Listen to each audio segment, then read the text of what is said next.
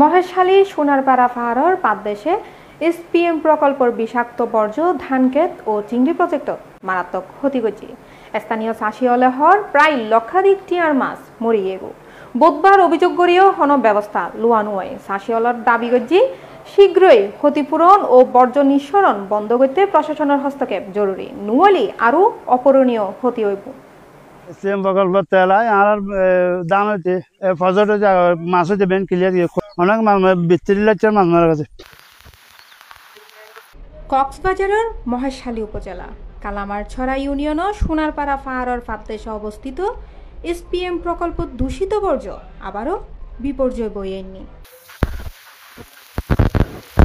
স্থানীয় চাষী ও মৎস্য ব্যবসায়ী অলাহর পার্শ্ববর্তী প্রকল্পতুন নামিয়ে ইউনে বিষাক্ত বর্জ্য পদার্থ ইতারা ধান ক্ষেত ও চিংড়ি কেরর ফোয়ারে মিশিয়ে বিপুল ক্ষতি করছে। মাত্র কয়েক দিনে মারা গিয়ে লক্ষাধিক টিয়ার মাছ, আর ক্ষতির পরিমাণ 1 লাখ টিয়ারও বেশি।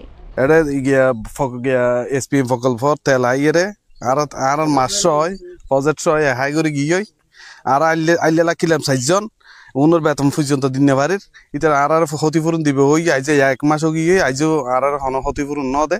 চিকনি পাকা পশ্চিমে পদ্মাবর চিংড়ি প্রজেক্টর সরা মাছও বর্জ্যর হারণে মরিয়ে গো। ক্ষতিগ্রস্ত চাষী হলে এখন দিশারা তারা হর প্রকল্পর ফাঁস দি বৈজন্য ছড়ার ফানিত প্রতিনিয়ত ফেলার দূষিত তরল বর্জ্য জিএন সরাসরি চিংড়ি ঘের এবং ধান ক্ষেতত যায় মিশি যারগু।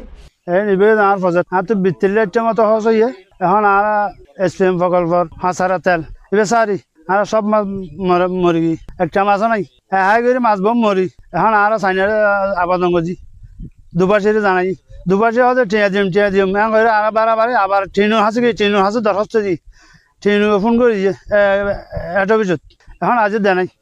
আর সমস্ত চাষির জীবন এখন ধ্বংসর মুকুট। হতাগিন হর স্থানীয় এক চাষি বর্জ্যর ফোয়ারে তাহলে বিষাক্ত কেমিক্যাল আস্তে আস্তে ধান ক্ষেত গিন নষ্ট করে চিংড়ির ঘেরেরও মাছ মরি যারগো। আর এতে করি চাষিওয়ালা আর্থিকভাবে মারাত্মক ক্ষতির মুকুট ফরে। প্রকল্পের এই ময়লা আবর্জনা এসে আমাদের এই ধান চাষ এই মাছগুলি সবগুলি শেষ হয়ে গেছে, মরে গেছে। আমরা এত ক্ষতিগ্রস্ত যে আমরা ইয়ের কাছে সরকারি কর্মকর্তার কাছে এবং আমাদের মহেশখালীর ভারপ্রাপ্ত ইউনো মহোদয়ের কাছে আমরা আকুল আবেদন জানাচ্ছি। মহেশখালী উপজেলা মৎস্য অফিসের প্রতিনিধি মোহাম্মদ জাহাঙ্গীর আলম ঘটনাস্থলগান পরিদর্শন করছি ও ক্ষতিগ্রস্ত হলার ফোয়ারে হতা হয়ে দুঃখ প্রকাশ করে এবং জানাই ক্ষতিপূরণ শীঘ্রই প্রদান করা হবে।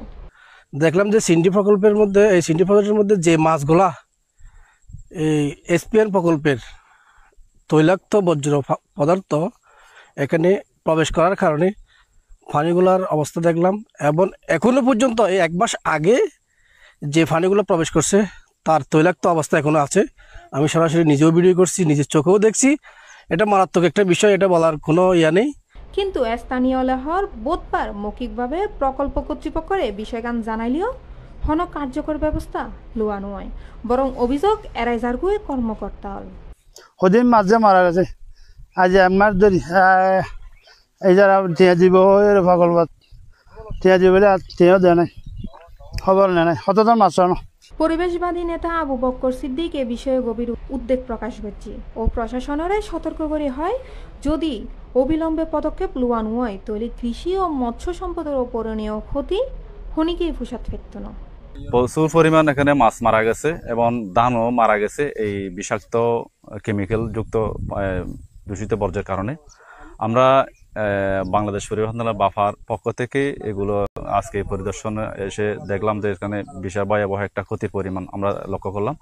সিন্ডি প্রজেক্টের যাদের যে ক্ষতিগ্রস্ত হয়েছে লোকজন এবং যাদের ধান চাষের ক্ষতি হয়েছে, যাদের যে পরিমাণ ক্ষতি হয়েছে সেগুলো ক্ষতিপূরণ যাতে দেয়। এবং চাষি হলে স্পষ্টভাবে হয়েই ইতারার জীবিকা ও সম্পদ এখন ঝুঁকির মুখত যদি দ্রুত ব্যবস্থা লওয়ানো হয় ইতারার আর হন কিছুতেই বাঁচাইতে না পারিব। মহেশখালী উপজেলা মৎস্য প্রতিনিধি জাহাঙ্গীর আলম হয়। আবার মাছের যে অবস্থা, মাছের যে দুর্গন্ধ, যে মাছগুলো যে মারা যাচ্ছে কত বড় বড়, আপনার প্রায় 1 কেজি 1.5 কেজি হবে মাছ, এরকম অনেকগুলো মাছ দেখলাম অনেক মারা গেছে। তো আমি বিশেষ করে বলবো, আর একটা জিনিস দেখলাম যে একটু আগে ওখানে আসার আগে কৃষি জমি একেবারে নষ্ট হয়ে গেছে। তো আমি বিশেষ করে বলবো আমাদের কৃষি কর্মকর্তা মহোদয় এবং আমাদের মৎস্য দপ্তর মহোদয়ের কাছে, আমার উপজেলা